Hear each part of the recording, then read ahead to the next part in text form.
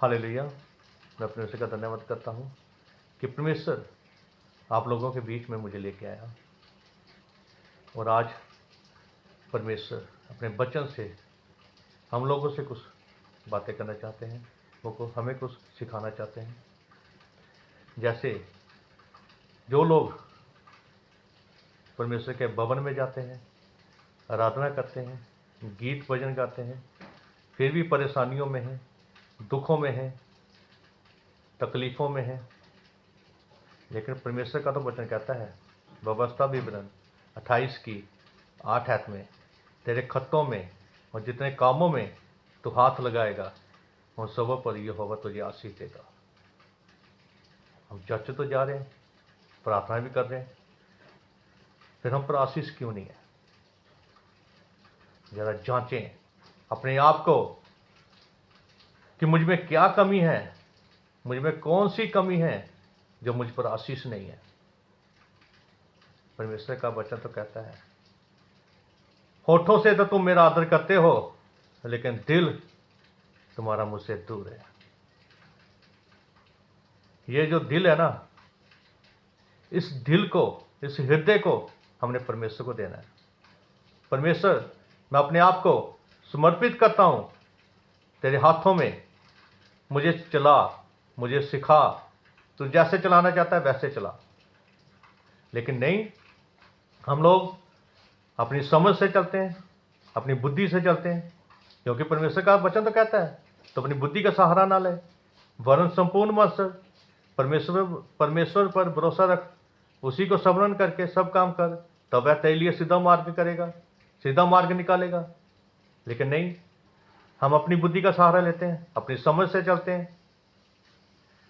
जब हम अपनी बुद्धि से चलते हैं ना, अपनी समझ से चलते हैं ना, तो हम पर कष्ट तो आने ही है, हमने परेशानियों में तो रहना ही है, क्योंकि परमेश्वर नहीं चाहता कि हम परेशानियों में रहें, हम दुखों में रहें, हम कष्टों में रहें। लेकिन उसका वादा तो है, तू जितने कामों में तू हाथ लगाएगा उन सब पर यहोवा तुझे आशीष देगा। मेरे भाइयों, मेरी बहनों, हम चर्च में जाते हैं, हम गीत भजन बोलते हैं, हम आराधना भी करते हैं, हम दान भी देते हैं, मोटे मोटे दान भी देते हैं। लेकिन आप लोग क्या सोचते हो कि हम लोग जो दान देते हैं कि परमेश्वर उससे खुश होगा? परमेश्वर उससे खुश नहीं होता, परमेश्वर उससे प्रसन्न नहीं होता। परमेश्वर कहता है सैमुएल में, मैं होम बलियों और मेल बलियों से प्रसन्न नहीं होता। वो प्रसन्न होता है कि उसकी बात मानी जाए, वो प्रसन्न होता है कि आप उसकी बात माने, आप कष्टों से निकलें, आप परेशानियों से निकलें। ये परेशानियां हमारे ऊपर क्यों हैं, हम कष्टों में क्यों हैं? आप देखें, आप जांचें अपने आप को। हम चर्च भी जाते हैं, सब काम करते हैं, लेकिन ये परेशानी क्यों है? आप लोग जानते हो ये परेशानी क्यों है? क्यों? क्योंकि हमारे हृदय में परमेश्वर को छोड़ सब कुछ है। हमारे हृदय में ना परमेश्वर नहीं है, प्रभु यीशु नहीं है, बाकी सब कुछ है। ईर्ष्या है, किसी के लिए नफरत है, घमंड है।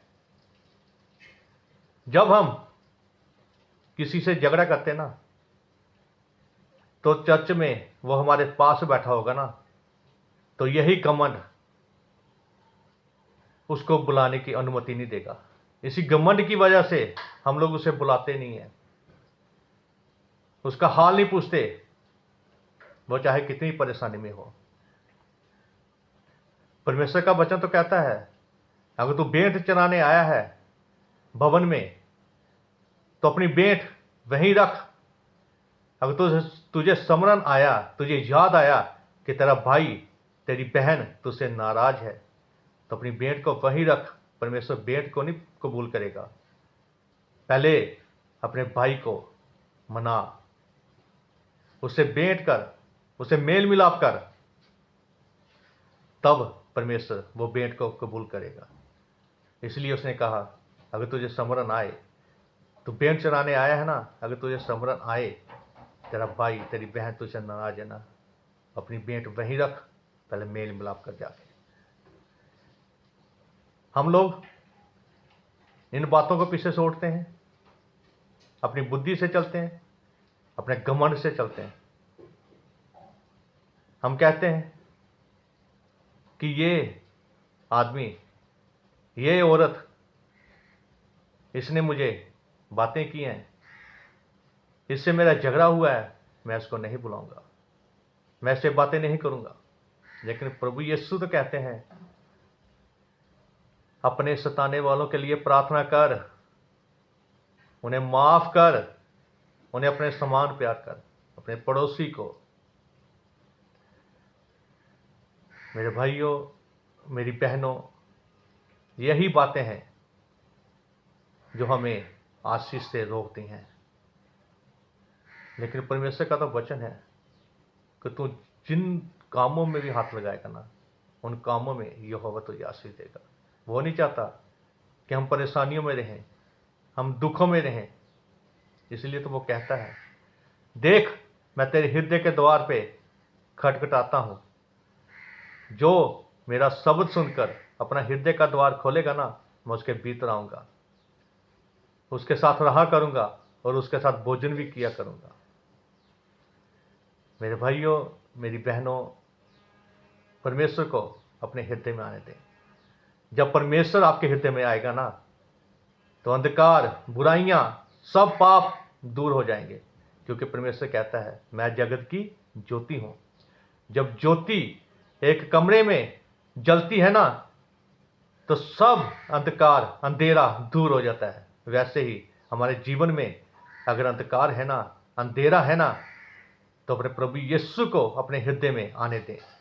जब वो आपके हृदय में आए ना, तो ये आपका हृदय जिसमें अंधकार है, किसी के लिए वैर है, किसी के लिए विरोध है, किसी के लिए आप इच्छा रखते हैं, आप नफरत करते हैं, तो ये सब कुछ दूर हो जाएगा।